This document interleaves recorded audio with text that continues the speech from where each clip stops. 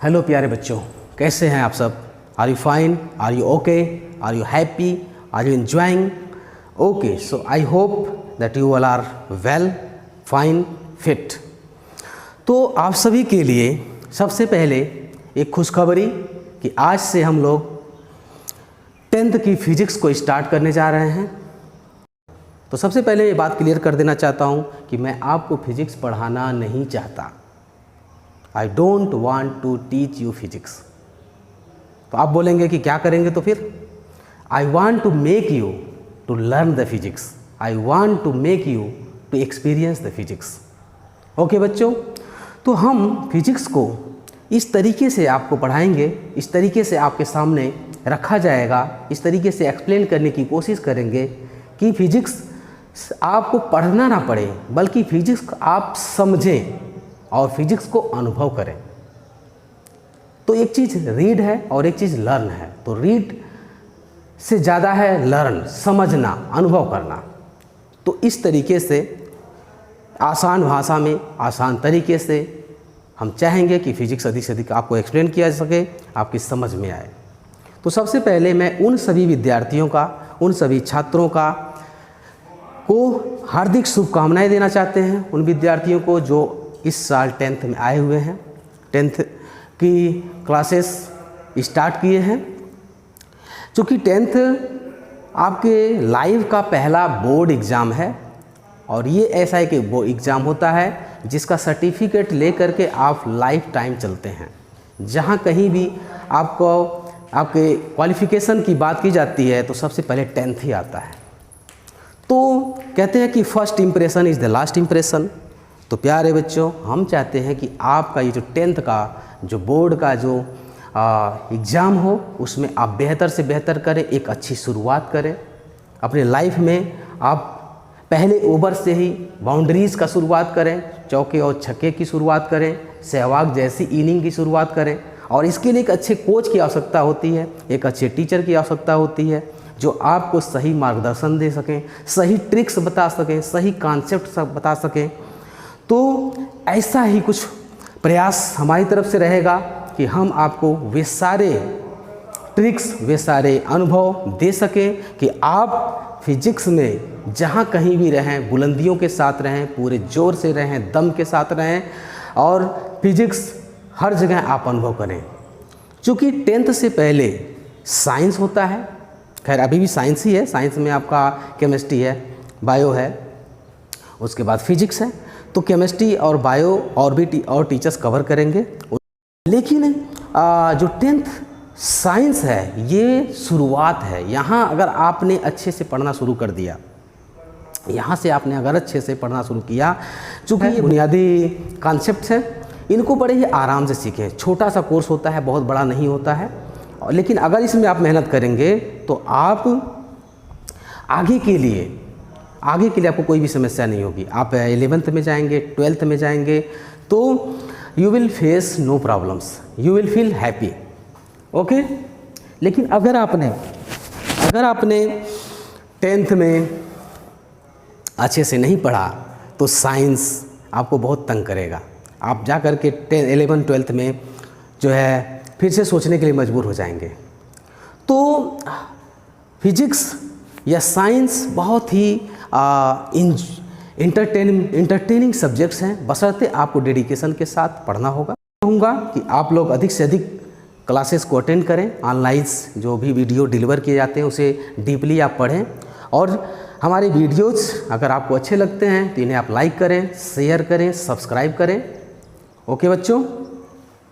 और एक चीज़ और बताना चाहेंगे कि 9th 10th 11th 12th these are 4 classes.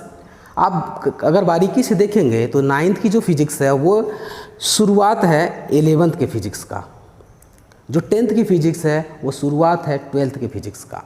तो जब आप 10th की पढ़ाई कर रहे हैं, जब 10th के फिजिक्स, हम चूँकि फिजिक्स पढ़ा रहे हैं तो फिजिक्स पे ज़्यादा फोकस कर रहे हैं, बट बाकी सब्जेक्ट्स के साथ भी ऐसा ही है। तो जब आप 10th की फिजिक्स पढ़ रहे हैं तो ये सोच करके आप पढ़ें कि ये सिर्फ 10th के लिए नहीं पढ़ रहे हैं, आप 12th के लिए भी पढ़ रहे हैं। ओके।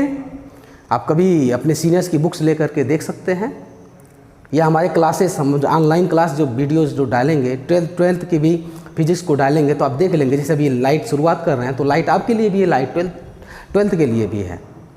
तो ये 2 in 1 है, 2 in 1। आप एक बार मेहनत करेंगे डबल फायदा आपको होगा। ओके, तो इसलिए पूरे मन से, पूरे डेडिकेशन से, पूरे समर्पण के साथ आप वीडियोज़ को देखें, किताबों को रखें। कॉन्सेप्ट देना हमारा काम है। I will provide the best concept of physics, not from one books but from different types of books. अलग अलग जगहों से जो बेस्ट तरीका मिल सकता है उस बेस्ट तरीके से आपको हम डिलीवर करने की कोशिश करेंगे। आपका कार्य है कि आप उस कॉन्सेप्ट को समझने की कोशिश करें। अगर पूरी बातें समझ में आ जाती है that is very fine, that is very right. Okay, अगर नहीं आती है तो आपको कहाँ प्रॉब्लम आ रही है, you can comment on the videos. Okay, हमारे वीडियोज़ में कमेंट करें। I would like to solve your problems. Okay, और अपनी बुक्स को रखें, text book, at least 1 text book आप रखें।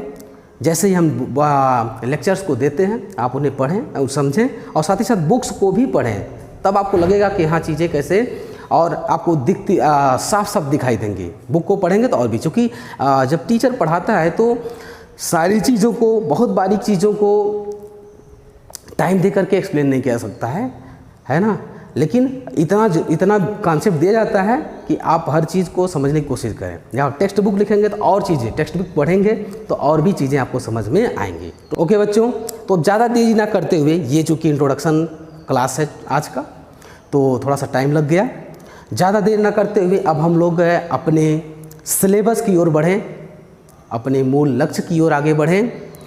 तो सबसे पहले किसी भी कार्य को करने का एक तरीका होता है कि उस कार्य को एक ओवरव्यू के द्वारा जान लिया जाए कि हमें क्या क्या कार्य करने हैं। You should have a proper planning. आपके पास एक प्रॉपर प्लानिंग होनी चाहिए कि कैसे क्या क्या चीज़ें हैं, कैसे करना है। जैसे चूँकि मैच में आप लोग क्रिकेट में इंटरेस्टेड हैं तो क्रिकेट द्वारा ही समझाया जाए।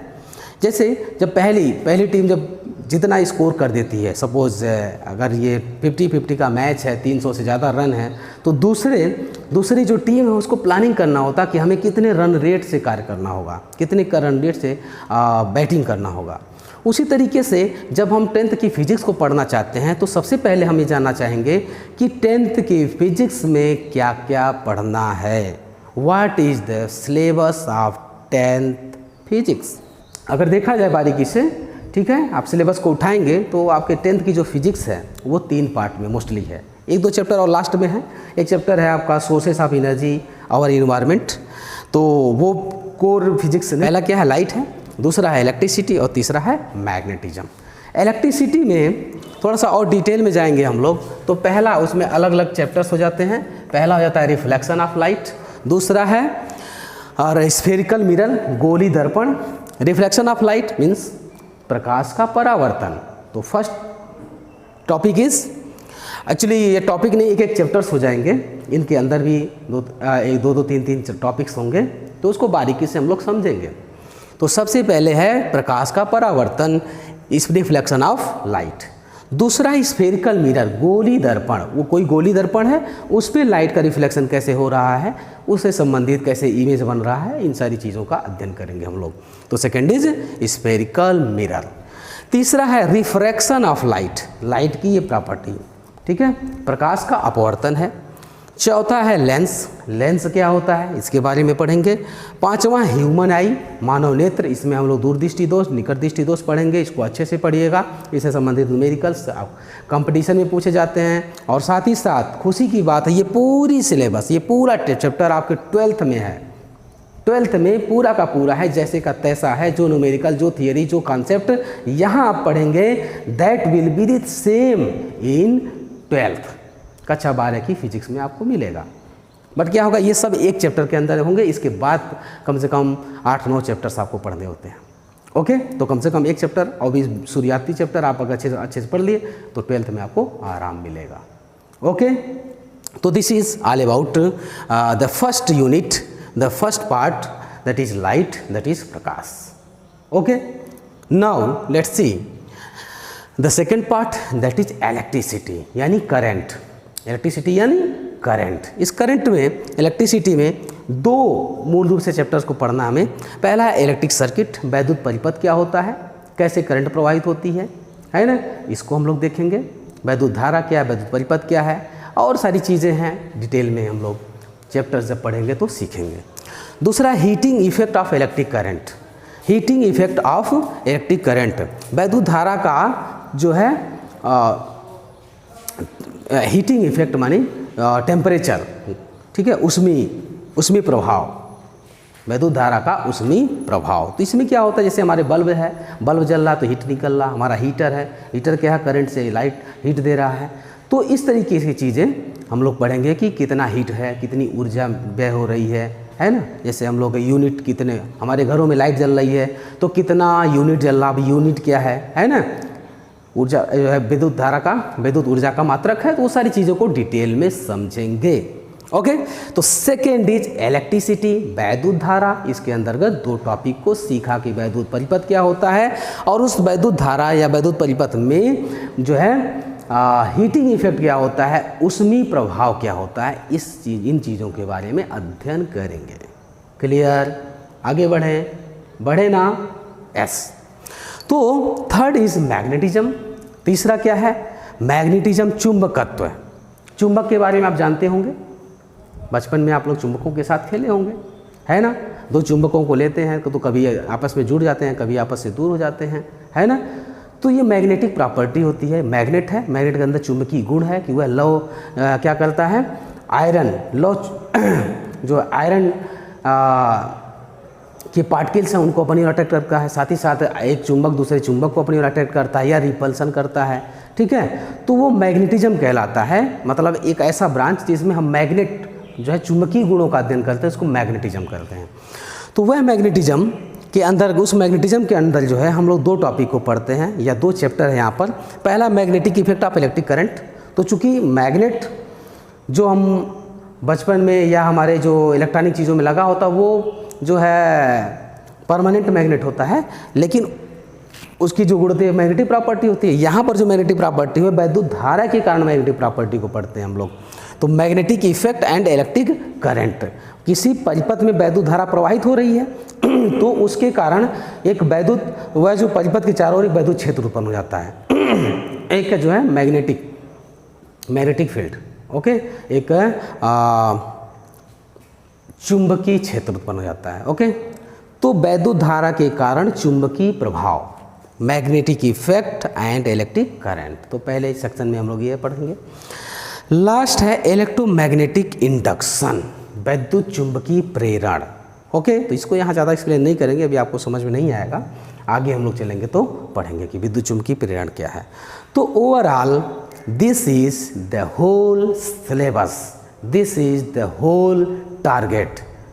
ओके, ये पूरा क्राइटेरिया, पूरा जो है सिलेबस है हमारे पास ये हमारा उद्देश्य है, ये हमारा लक्ष्य है, ये हमारा ऑब्जेक्टिव है, ठीक है, कि हमें इन तीनों यूनिट्स को अच्छे से पढ़ना है। और ये तीनों यूनिट्स, तीनों के तीनों यूनिट्स कक्षा 12 की बुक में या कक्षा 12 का सिलेबस है, उसमें बहुत ही डिटेल में रखा गया है। सब के पहले चैप्टर्स और दूसरे चैप्टर्स इन्हीं सब में से आ जाएंगे। आपका इलेक्ट्रिसिटी, आपके 12th का पहला ही चैप्टर शुरू हो जाता है, ये पूरा चलेगा, 7-8 चैप्टर चलेंगे। उसके बाद तो फिर मैग्नेटिज्म शुरू हो जाता है। मैग्नेटिज्म में आप जितना पढ़ेंगे वो 1-2 चैप्टर में चलेगा। तो कहने का अभिप्राय क्या है, कहने का उद्देश्य क्या है कि आपके लिए खुशी की बात है कि आपके जो 10th की फिजिक्स है या 12th का हूबहू जैसे का तैसा आपको मिलेगा। और अगर आप आज मेहनत करेंगे, अच्छे से पढ़ेंगे, तो 10th की फिजिक्स, 10th में जो रिजल्ट आपको अच्छा मिलेगा ही, साथ ही साथ 12th में भी आपको इसका अच्छा रिजल्ट मिलेगा, आसानी से आपको समझ में आएगा। तो ये था इंट्रोडक्शन पार्ट। तो जैसा कि देख रहे हैं आप, हमने पहले से ही बोर्ड पे डिस्प्ले कर रखा है लाइट या प्रकाश। तो ये हमारे जो है फिजिक्स का 10th की जो फिजिक्स है उसका पहला पार्ट है। तो आइए अब हम लोग शुरू करते हैं प्रकाश या लाइट। तो प्रकाश के बारे में आप क्या जानते हैं, लाइट के बारे में आप क्या जानते हैं, कुछ सोचें, कुछ विचार करें। तो आप में से सभी लोग अच्छे से जानते हैं कि प्रकाश क्या है। प्रकाश एक्चुअली ऐसे सिंपल भाषा में कहें तो क्या है, एक ऐसी चीज़ है जिसकी सहायता से हम क्या करते हैं, चीज़ों को, वस्तुओं को देखते हैं। जैसे ये सारी चीज़ें हमारे आसपास हैं, अगर प्रकाश नहीं है तो हमें दिखाई नहीं देती हैं। ओके, तो ये तो सिंपल भाषा में है, लेकिन इसको सही तरीके से क्या कहा जाए, तो सही तरीके से कहा जाता है कि प्रकाश क्या है, एक ऊर्जा है। Light is a energy, is a form of energy. Light क्या है, एक प्रकार की ऊर्जा या ऊर्जा का एक रूप है जिसकी सहायता से हम क्या करते हैं, वस्तुओं को देखते हैं। तो light is a form of energy with the help of which we see the objects, जिसे हम वस्तुओं को देखते हैं। एक्चुअली क्या होता है, प्रकाश ऊर्जा है, ठीक है। चूँकि ऊर्जा के डिफरेंट फॉर्म्स हैं, जैसे लाइट तो एक हो ही गया, और उसके बाद हीट है, साउंड है, ओके, हीट, साउंड, लाइट, इस तरीके से ऊर्जा के बहुत सारे रूप हैं, है ना। जैसे पदार्थ है ना, पदार्थ भी ऊर्जा का ही रूप है, मैटर, ओके। तो ऊर्जा के विभिन्न रूप होते हैं और अलग अलग रूपों के अलग अलग प्रॉपर्टी होती है, और उन रूपों को पढ़ने के लिए, समझने के लिए अलग अलग फिजिक्स डेवलप्ड हैं। उनको समझने के लिए जो फिजिक्स का उपयोग करते हैं वह उसका फिजिक्स कहलाता है। जैसे अगर लाइट को पढ़ते हैं तो इसको ऑप्टिक्स कहते हैं। लाइट को जब हम पढ़ते हैं, जिस फिजिक्स में या लाइट को जिस ब्रांच के अंतर्गत पढ़ते हैं उसको कहते हैं ऑप्टिक्स। क्या बोलेंगे, ऑप्टिक्स या प्रकाश की। हीट को हम लोग थर्मोडायनामिक्स कहते हैं। साउंड को तो हम लोग पढ़ते हैं, ठीक है ना, साउंड का अलग से हम लोग अध्ययन करते हैं, ठीक है। तो ये चीज़ें रही कि प्रकाश क्या है। प्रकाश है एक प्रकार की ऊर्जा, और प्रकाश की सहायता से हम वस्तुओं को देखते हैं। कैसे देखते हैं कि प्रकाश जिस स्रोत से निकलता है उस स्रोत से उन वस्तुओं के ऊपर इंसिडेंट होता है, और उन वस्तुओं से रिफ्लेक्ट होकर के हमारी आँखों पे आता है, आँखों में हमारी रेटिना तक पहुंचता है, और रेटिना पर पहुंचकर उस वस्तु का प्रतिबिंब बनता है, जो कि हमारे मस्तिष्क के द्वारा हम अनुभव करते हैं, ठीक है। उसका जो सिग्नल है, रेटिना से सिग्नल मस्तिष्क पे पहुंचता है, और मस्तिष्क से हम उन ऑब्जेक्ट को अनुभव करते हैं, एक्सपीरियंस करते हैं। Okay, this is the whole process, है ना। ये प्रोसेस है किसी भी वस्तु को देखने के लिए, ठीक है। तो प्रकाश एक ऊर्जा है। कैसी ऊर्जा है, और डिटेल में चलते हैं। तो प्रकाश को और डिटेल से अगर जाना जाए तो प्रकाश एक विकिरण ऊर्जा है। क्या है, रेडिएशन है। क्या है, एक रेडिएशन है। रेडिएशन जैसे सन से, सूर्य से जितनी भी रेडिएशन आ रही हैं, है ना, बहुत सारी रेडिएशन आ रही हैं, उसका एक पार्ट है लाइट, जिसको विजुअल लाइट कहते हैं हम लोग, ओके। और अगर खैर अभी तो आप 10th में हैं तो चीज़ों को और अच्छे से, अभी बहुत बारीक चीज़ों को बताने में थोड़ी सी सहजता नहीं हो पा रही है, लेकिन आप समझें कि जो लाइट है, सन से जो लाइट आती है उसकी बहुत सारी वैरायटीज़ है ना। तो पूरे को हम लोग क्या कहते हैं, इलेक्ट्रोमैग्नेटिक रेडिएशन कहते हैं, उसको विद्युत चुंबकीय तरंगे कहते हैं, ओके। और उनका एक पार्ट है ये लाइट, ठीक है ना, जिसको हम लोग विजुअल लाइट कहते हैं, ठीक है। तो लाइट इज ए रेडिएशन, यह एक विकिरण ऊर्जा है। क्या है बच्चों, विकिरण ऊर्जा। और सन के द्वारा प्राप्त होने वाले जो रेडिएशन है उसका एक बहुत ही स्मॉल सा पोर्शन है, अभी डिटेल में उसको और बताते हैं, ठीक है। रेडिएशन है, और यह रेडिएशन के साथ साथ, विकिरण ऊर्जा के साथ साथ ये ऐसी यह किस रूप में चलता है, यह विद्युत चुंबकीय तरंगों के रूप में चलता है। इलेक्ट्रोमैग्नेटिक वेव है ये। क्या है ये, इलेक्ट्रोमैग्नेटिक वेव, विद्युत चुंबकीय तरंगे हैं ये, विद्युत चुंबकीय तरंगे। अब थोड़ी सी बात और अच्छे समझा जाए, ये पहला चैप्टर है, थोड़े आराम से समझेंगे, उसके बाद हम लोग बाकी के क्लासेस में, बाकी लेक्चर्स में थोड़ी स्पीड से चलेंगे। तो कुछ पॉइंट्स, पहला पॉइंट हमने कहा कि विद्युत जो प्रकाश है यह एक ऊर्जा है जिसकी सहायता से वस्तुओं को देखते हैं। दूसरा कहा ये रेडिएशन है, ठीक है। तीसरा कहा हमने कि यह इलेक्ट्रोमैग्नेटिक वेव है, विद्युत चुंबकीय तरंगें।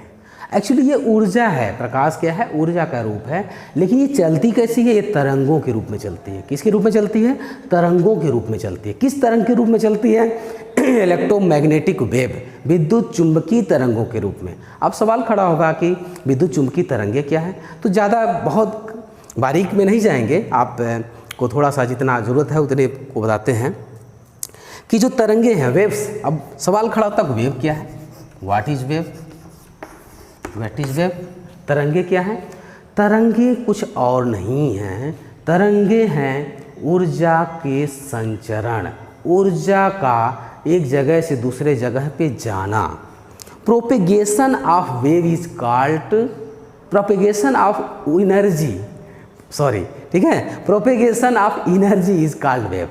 ओके, ऊर्जा के संचरण को कहते हैं वेव। अब ये जो वेव हैं, ये जो वेव है ये दो तरीके की हो जाती है।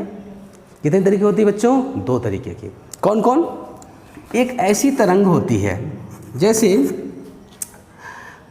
तरंग तो हमने बता दिया कि ऊर्जा का संचरण, ऊर्जा एक जगह से दूसरी जगह जाना, इसी को कहते हैं हम लोग तरंग।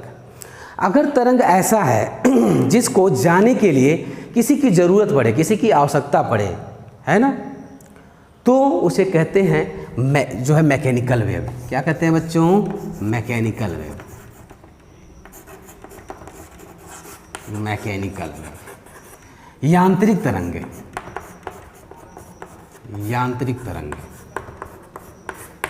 ओके, मतलब ऐसी तरंगें जिनके संचरण के लिए माध्यम की आवश्यकता होती है, वे कहलाती हैं यांत्रिक तरंगें। Those waves which needs a medium for propagation, ऐसी तरंगें जिनके संचरण के लिए क्या हो, माध्यम की आवश्यकता हो, those waves are called mechanical waves. कैसे, जैसे देखिए साउंड है, साउंड को प्रोपेगेट करने के लिए, संचरण करने के मीडियम की आवश्यकता है। जैसे हम यहाँ बातें कर रहे हैं तो आप सबको आवाज़ सुनाई देगी, लेकिन अगर हम लोग किसी ऐसे जगह पे चले जाएं जहाँ कोई मीडियम ना, निर्वात हो, जहाँ कोई एटमॉस्फेयर ना हो, कोई भी माध्यम ना हो, तो वहाँ अगर हम बातें करें तो वह साउंड सुनाई नहीं देगा। ओके, साउंड हो गया। पॉन्ड्स में, waves in pond, waves in pond, तालाब में जब कभी हम लोग पत्थर फेंकते हैं तो क्या होता है, जो एनर्जी इस पत्थर को हमने कुछ एनर्जी से फेंका तो उसकी जो काइनेटिक एनर्जी है वो पोटेंशियल एनर्जी में कन्वर्ट हो गई, और वह पोटेंशियल एनर्जी जो तालाब के मॉलिक्यूल्स हैं, जो वाटर के मॉलिक्यूल्स हैं, उनके पास आती है, वे उठ करके ऊपर चले आते हैं, फिर नीचे आते हैं और अपनी उस एनर्जी को ट्रांसमिट कर देते हैं अगले को, वह फिर ऊपर जाता है और फिर नीचे आकर के ऊर्जा को दे देता है दूसरी तरफ। इस तरीके से जो ऊर्जा, जो काइनेटिक एनर्जी है, वह धीरे धीरे प्रोपेगेट होकर के धीरे धीरे किनारे की ओर आगे बढ़ती है। ओके, तो एक्चुअली क्या हो रहा है कि हमने उस पत्थर को फेंका, उसको दिया ऊर्जा, वह ऊर्जा अब हमको देखने में ऐसा लगता है कि जो पानी है, पानी ऊपर नीचे चल रहा है, पानी तो ठीक है, लेकिन एक्चुअली क्या है, ऊर्जा का संचरण हो, ऊर्जा एक जहाँ जहाँ जा रही है वो ऊपर उठ रहा है। ठीक है, तो एनर्जी इज प्रोपेगेटिंग, ऊर्जा आगे बढ़ रहा है। ऐसा हमको लगता है कि पानी आगे बढ़ा, पानी नहीं बढ़ा, पानी अपनी जगह पे ही है। The particles of the medium remains at their own positions, जो माध्यम के कण हैं वे अपने जगह पे ही होते हैं, बस वे ऊर्जा को पाके ऊपर आते हैं और उस ऊर्जा को फिर नीचे आते ही दूसरे को ट्रांसफर कर देते हैं। ओके, तो दिस इज मैकेनिकल वेव, इसको बोलते हैं यांत्रिक तरंगें। आ रही बात समझ में? ओके, तो ये तो हो गई यांत्रिक तरंगें जिनके संचरण के लिए माध्यम की आवश्यकता जरूरी है और ज़रूरी है। बिना माध्यम के प्रोपेगेशन नहीं होगा। नाउ द सेकेंड वेव, एक ऐसी भी वेव होती है, एक ऐसी भी तरंग होती है जिसके संचरण के लिए there is no need of medium, माध्यम की आवश्यकता नहीं होती है। समझे बच्चों? ठीक है, जैसे अगर एक ऐसे सिंपल भाषा में अगर कहें कि अगर आप किसी के घर जा रहे हो, ठीक है, तो आपको ज़रूरत पड़ेगी पता किया जाए कि कोई है कि नहीं है। वहाँ पहुँचने पर आपका अवगत होगा कि नहीं होगा, जाने लायक सिचुएशंस हैं कि नहीं हैं। लेकिन क्या अपने घर जाने के लिए आपको ज़रूरत पड़ता है? नहीं, बिना पूछे आप बेहिचक पहुंचते हैं। ओके, इसी तरीके से जो वेव्स हैं, मैकेनिकल वेव्स, इनको ज़रूरत पड़ता है, किसी को ले जाने की आवश्यकता पड़ती है, ठीक है ना, उनको कोई माध्यम चाहिए, उसके द्वारा वे जाएंगे। लेकिन कुछ ऐसी वेव्स हैं जिनके संचरण के लिए किसी भी माध्यम की आवश्यकता नहीं होती, वे डायरेक्ट पहुंचती हैं। Those waves are called electromagnetic waves. आई बात समझ में बच्चों? इलेक्ट्रोमैग्नेटिक वेव, विद्युत चुंबकीय तरंगें। क्या कहते हैं? विद्युत चुंबकीय तरंगें। उन्हें विद्युत चुंबकीय तरंगें कहते हैं। विद्युत चुंबकीय तरंगें ऐसी तरंगें हैं जिनके संचरण के लिए माध्यम की आवश्यकता नहीं होती है। और उसका सबसे बेस्ट एग्जांपल्स है रेडिएशन, विकिरण, रेडिएशन फ्रॉम द सन। जितने भी विकिरण है they all are electromagnetic radiations, electromagnetic waves. तो अब जो है now we are in the situation to explain the light को अच्छे समझ सकते हैं। लाइट एक ऊर्जा है जो पहली बात तरंगों के रूप में चलती है। किन तरंगों के रूप में? इलेक्ट्रोमैग्नेटिक वेव के रूप में, विद्युत चुंबकीय तरंगों के रूप में चलती है। और विद्युत चुंबकीय तरंगें क्या होती हैं? इनको माध्यम की आवश्यकता नहीं होती है। तो प्रकाश के संचरण के लिए भी माध्यम की आवश्यकता नहीं होती है, और यह एक रेडिएशन है। क्लियर? प्रकाश एक ऊर्जा है।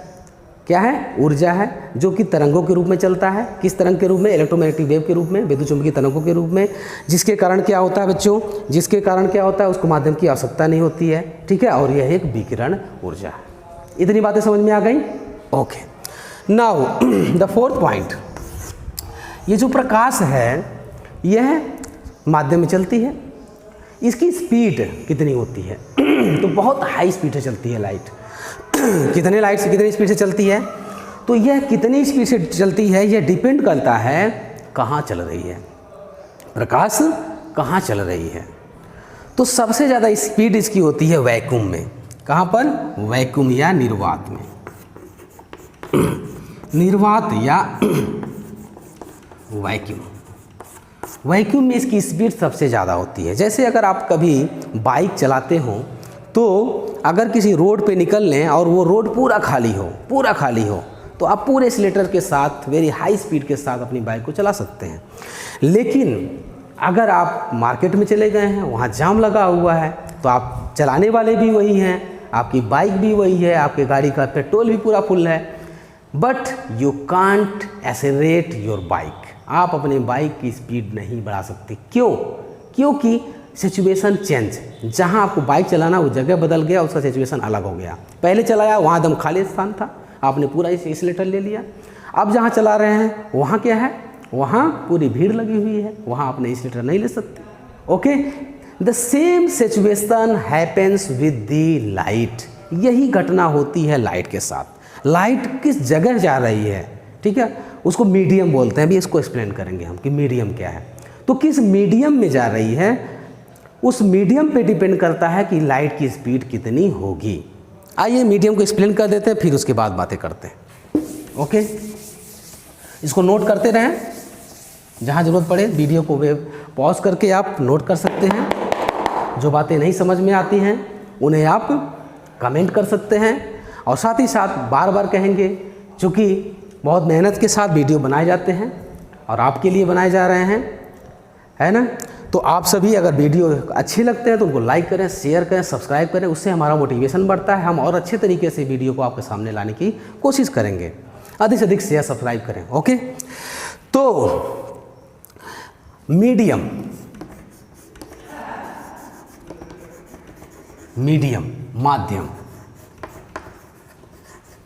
माध्यम किसे कहते हैं? ओके, तो माध्यम क्या होता है? प्रकाश जिस भी स्पेस में या जिस भी पदार्थ में संचरित होता है उसे हम लोग कहते हैं माध्यम, ठीक है। प्रकाश जिस पदार्थ या स्थान, थोड़ा सा लिख लेते हैं। आप कहेंगे कि काफ़ी समय से लिखे नहीं, आइए कुछ लिख देते हैं। ओके, आपकी शिकायतें दूर होंगी।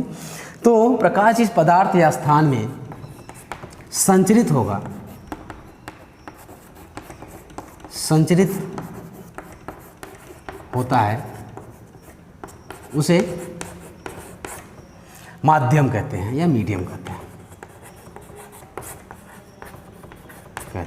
ओके, उसे माध्यम या मीडियम कहते हैं। लाइट, द लाइट, ठीक है, the material and the space in which the light propagate is called medium.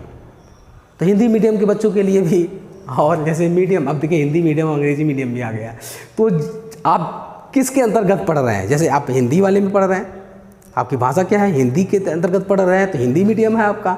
अंग्रेजी के अंतर्गत पढ़ रहे हैं, अंग्रेजी की सहायता से पढ़ रहे हैं तो अंग्रेजी मीडियम। उसी तरीके देखिए मीडियम आ गया, माध्यम, कि किसके अंतर्गत, कहाँ, ठीक है, तो लाइट कहाँ प्रोपेगेट हो रही है, where, that is called medium. Okay, जैसे अगर लाइट अभी इस कमरे में है तो क्या है, एयर मीडियम है। अगर किसी टार्च को पानी में हम जो है मारते हैं तो वहाँ पर लाइट का मीडियम क्या हो जाएगा, पानी हो जाएगा। अगर कोई पेट्रोल से भरा हुआ टैंक है, ऊपर से लाइट मार रहे हैं तो उसका पेट्रोल हो गया। कोई गुब्बारा उसमें गैस भरा हुआ है ना, या कोई जो है तो उसमें अगर लाइट जाती है तो वहाँ पर मीडियम क्या हो जाएगा, गैस हो जाएगा। अगर कोई कांच का ट्रांसपेरेंट ग्लास कांच है और उस कांच पर कोई लाइट मार रहा है तो मीडियम उसके लिए क्या हो जाएगा, कांच हो जाएगा। तो this is medium. I hope you understand. Okay, मुझे लगता है कि अब बात आप समझ गए होंगे। तो उसे कहते हैं माध्यम, ठीक है। तो ये माध्यम हो गया। अब ये माध्यम दो तरीके का हो जाता है, पहले इसको समझा देते हैं फिर आगे बढ़ेंगे। माध्यम दो तरीके का हो जाता है, एक हो जाता है रेयर मीडियम और एक होता है डेंस मीडियम। एक सघन माध्यम और एक विरल माध्यम। सघन माध्यम,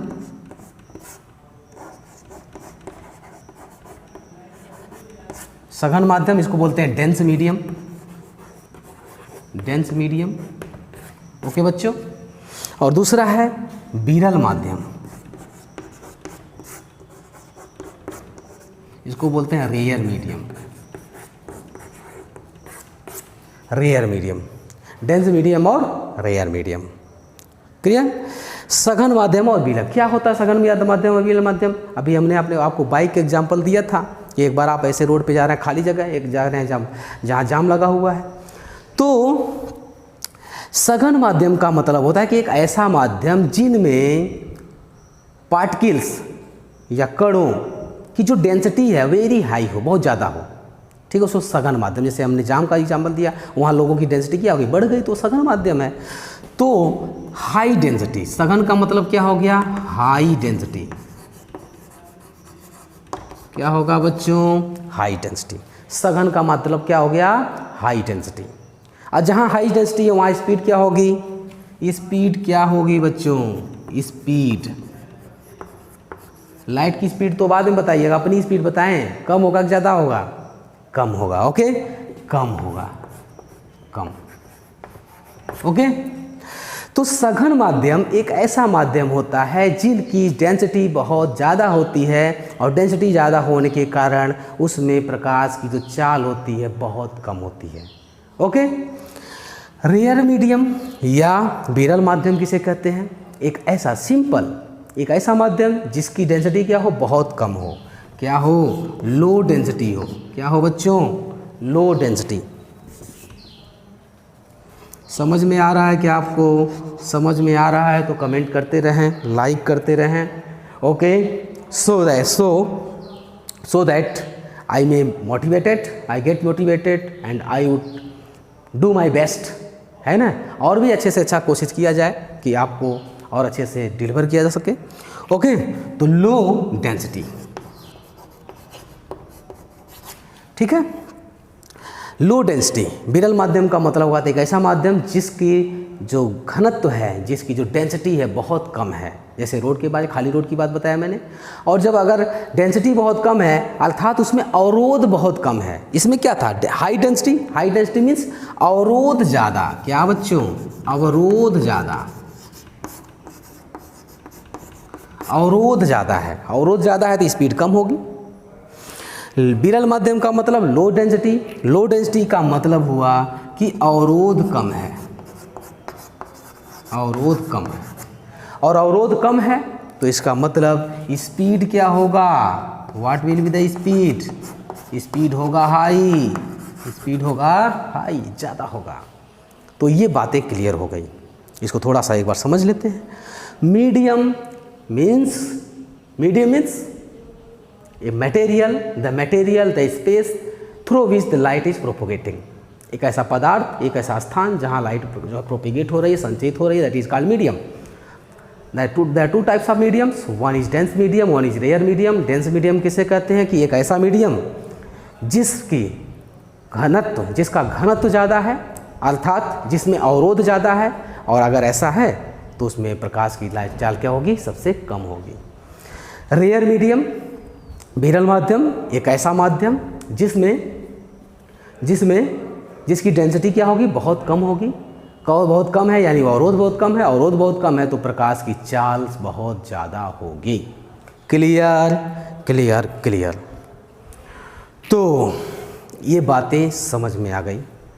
तो माध्यम आपको समझ में आ गया, इसे पॉज करके नोट कर सकते हैं, थोड़ा मिटाते हैं, मिटा लीजिए, ठीक है।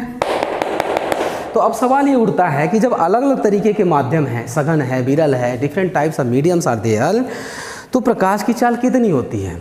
तो सबसे ज़्यादा स्पीड जो होता है वह निर्वात में होता है। किस में होता है? निर्वात। निर्वात मीन्स हो जाता है कोई नहीं है जहाँ, कुछ भी नहीं है जहाँ, ठीक है। निर्वात मीन्स कुछ भी नहीं है जहाँ। ये आपको समझने लिए कह रहा हूँ मैं, ओके। कुछ भी नहीं है जहाँ, जहाँ कुछ भी नहीं है, ठीक है, कुछ भी नहीं है जहाँ, ठीक है। Nothing is there, that is called vacuum. जैसे इस कमरे में अभी कोई पढ़ने वाला नहीं है, मान लीजिए कोई नहीं है, तो इसमें वस्तुएं तो हैं, इसमें एयर तो भरा हुआ है, बट इफ वी, अगर हम कुछ इस तरीके से करें कि एयर को सक करके बाहर निकाल दें, सपोज एक बॉटल है, उस बॉटल में तो एयर खुला हुआ है। जैसे एक छोटी सी एक एग्जाम्पल के द्वारा, इंटरेस्टिंग घटना के द्वारा बताता हूँ कि जैसे एक बार एक ऐसा हुआ कि एक गिलास रखा हुआ है। क्या है? ग्लास। उसमें यहाँ तक पानी भर दिया गया। क्या किया गया? पानी भर दिया गया, ठीक है। ये गिलास है, मान लीजिए कि 200 ml का है, तो ये 100 ml तक पानी है, ठीक है। 3 तरह के व्यक्ति, 3 लोगों से बात पूछा गया, 3 लोगों से सवाल किया गया कि बताइए आपको क्या दिखता है, ये ग्लास देख करके आप क्या कहना चाहेंगे? तो एक व्यक्ति ने यह कहा कि यह जो ग्लास है यह आधा खाली है। क्या है ये? आधा खाली है। क्या है? आधा खाली है। दूसरे व्यक्ति से पूछा गया तो इन्होंने कहा कि यह जो ग्लास है आधा भरा हुआ है।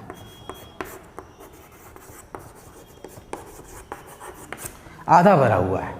तीसरे व्यक्ति से पूछा गया तो यह बोलते हैं, he was very intelligent person, ठीक है। तो उसने कहा कि ये जो ग्लास है ये पूरी तरह से भरा हुआ है। क्या है ये? पूरा भरा हुआ है। उन्होंने कहा कि ये जो ग्लास है ये पूरा भरा हुआ है। तो सवाल हुआ कि कैसे पूरा भरा हुआ है? हाउ? कैसे? हाउ? तो इन्होंने कहा कि पूरा तो भरा है, कैसे अगर आप पूछ रहे हैं तो इस तरीके से कि आधा तो इसमें पानी है प्लस आधा हवा है। आधा क्या है? पानी है, और आधा क्या है? हवा है, ठीक है। तो आपको क्या लगता है कौन सा ऑप्शन सही है? तो इस जो है एग्जाम्पल से कई सारी बातें सामने आती हैं, कई पहलू हैं। पहले साइंस के हिसाब से समझते हैं, फिर एक समझने के लिए, हमारे अंडरस्टैंडिंग के लिए, या एक यहाँ से एक मैसेज के थ्रू भी हम समझ सकते हैं। एक मैसेज भी यहाँ से मिलता है, उसे भी समझाने की कोशिश करेंगे। तो अभी साइंस को समझते हैं। जो हाफ खाली है वो बोलते हैं कि आधा खाली है, ठीक है। हाफ भरा है, सिर्फ वाटर को बोल रहे हैं कि आधा भरा हुआ है। ये बोलते हैं कि आधा पानी है आधा हवा है। तो ये प्योर फिजिक्स वाला स्टूडेंट है, ये फिजिक्स का स्कॉलर है, ठीक है। आ रही बात समझ में? और यहाँ से एक मैसेज मिलता है। ये जो व्यक्ति है बोलता है आधा खाली है, तो इसको निगेटिव माइंडेड बोलते हैं, कि जो है उस पर फोकस नहीं कर रहे हैं, जो नहीं है उस पर फोकस कर रहे हैं, है ना। ये जो व्यक्ति है ये पॉजिटिव है, इसका सोच क्या है, पॉजिटिव है, ठीक है, सकारात्मक है। इसकी सोच कैसी है, निगेटिव है, नकारात्मक है ना। जो नहीं है उसको ज़्यादा फोकस कर रहे हैं। ये क्या है, ये व्यक्ति कैसा है, ये हाईली पॉजिटिव है, बहुत ज़्यादा पॉजिटिव है, ठीक है, बहुत ज़्यादा पॉजिटिव है, ठीक है ना, और साथ ही साथ समझदार है, ठीक है। तो हमें यहाँ से एक मैसेज मिलता है कि हमें पॉजिटिव ओरिएंटेशन रखना चाहिए, पॉजिटिव अप्रोच रखना चाहिए। हर चीज़ के दो पहलू होते हैं, हर घटना में, हर व्यक्ति में प्लस और माइनस होते हैं, उसमें हमें प्लस की ओर ज़्यादा ध्यान देना चाहिए। और प्लस देखने से कहते हैं कि जो चीज़ें हम देखेंगे वही चीज़ हम देखते हैं, सुनते हैं और उसी चीज़ को अनुसरण करने लगते हैं और वही हमारा व्यक्तित्व हो जाता है। ओके, तो हमारे जीवन की पद्धति ऐसी होनी चाहिए कि हम सकारात्मक चीज़ों की तरफ ध्यान दें, सकारात्मक चीज़ों को देखें, नकारात्मक चीज़ों को अवॉइड करने की कोशिश करें। ओके, तो ये सारे मैसेज हो गए। बट अब यहाँ क्या हो गया कि जब इसने कहा आधा खाली है, इसने कहा आधा भरा हुआ है, ये कहे पूरा भरा हुआ है, लेकिन आधे में क्या है, पानी है, आधे में एयर है। तो आधे में पानी मीडियम है, आधे में हवा मीडियम है। क्लियर? तो ये बात हो गई।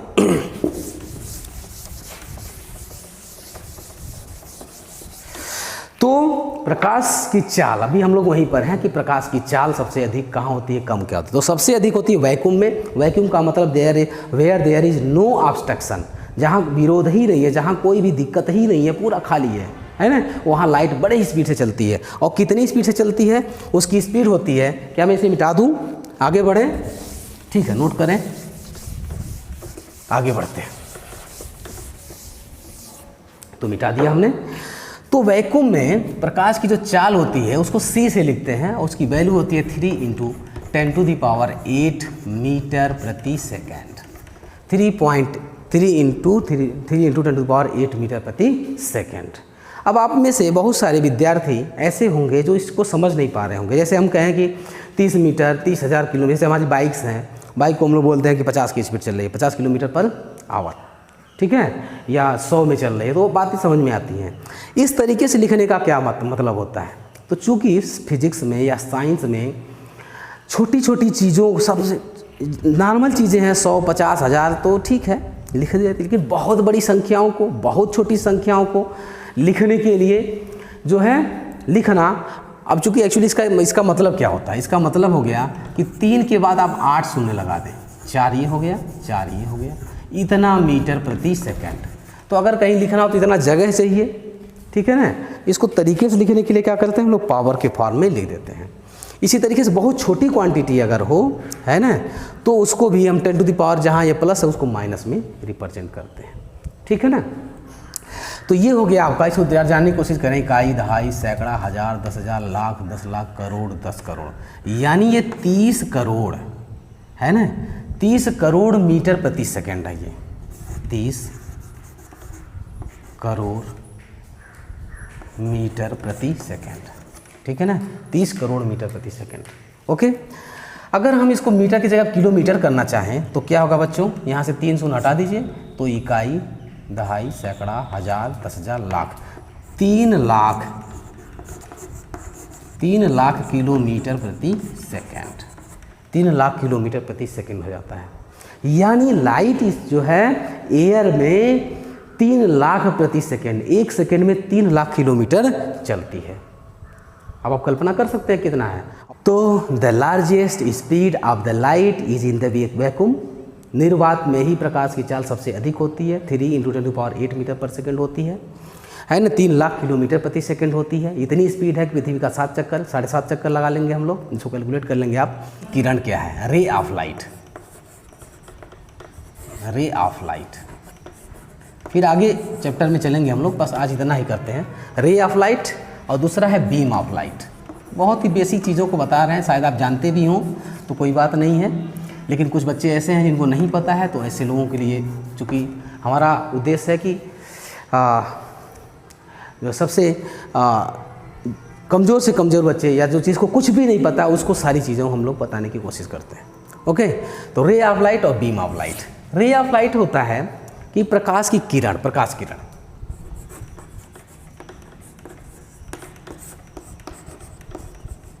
प्रकाश किरण क्या है? प्रकाश किरण एक्चुअली क्या है कि जब कोई भी स्रोत है वहाँ से लाइट निकल रही है तो प्रकाश हमेशा सीधी रेखा में चलती है। कैसे चलती है? सीधी रेखा में। तो जिस पथ से होकर के चलती है ना, तो प्रकाश जिस सरल रेखा में किसी माध्यम में संचरित होती है, संचरित समझ रहे हैं बच्चों, प्रोपेगेट, संचरित होती है, उस पथ या पाथ अंग्रेजी में बोलते हैं हम लोग, पाथ को रे ऑफ लाइट कहते हैं, रे ऑफ लाइट कहते हैं। क्लियर? ठीक है। जैसे यहाँ पर कोई बल्ब है, जल रहा है, तो लाइट ऐसे आ रही है, इधर आ रही है, इधर आ रही है, इधर आ रही है। ठीक है, तो ये सब क्या है? रे ऑफ लाइट है, पाथ ऑफ लाइट है ना। जिस रास्ते से होके जा रही है, जिस सीधी रेखा से होके जा रही है प्रकाश, उस रेखा को, उस लाइन को हम लोग जो है प्रकाश की किरण कहते हैं। अब बीम क्या है? बीम ऑफ लाइट, प्रकाश पुंज किसे कहते हैं? इसको हिंदी में बोलते हैं प्रकाश पुंज। जो बहुत सारे रे ऑफ लाइट का कलेक्शन होता है ना, एक group of ray of light, प्रकाश किरणों के झुंड को, प्रकाश किरणों के समूह को हम लोग क्या कहते हैं? प्रकाश पुंज कहते हैं। ये प्रकाश पुंज 2-3 तरीके का होता है, पहला, दूसरा और तीसरा। पहला होता है कन्वर्जेंट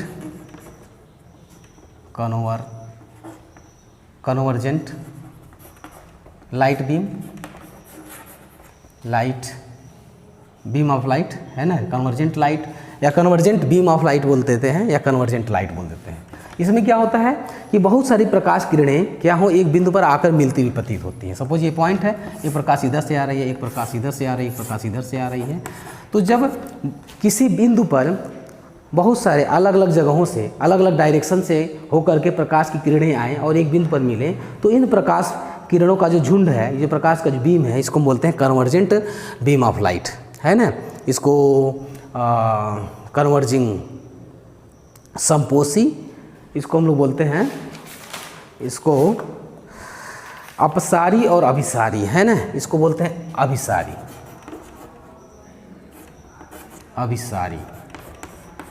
प्रकाश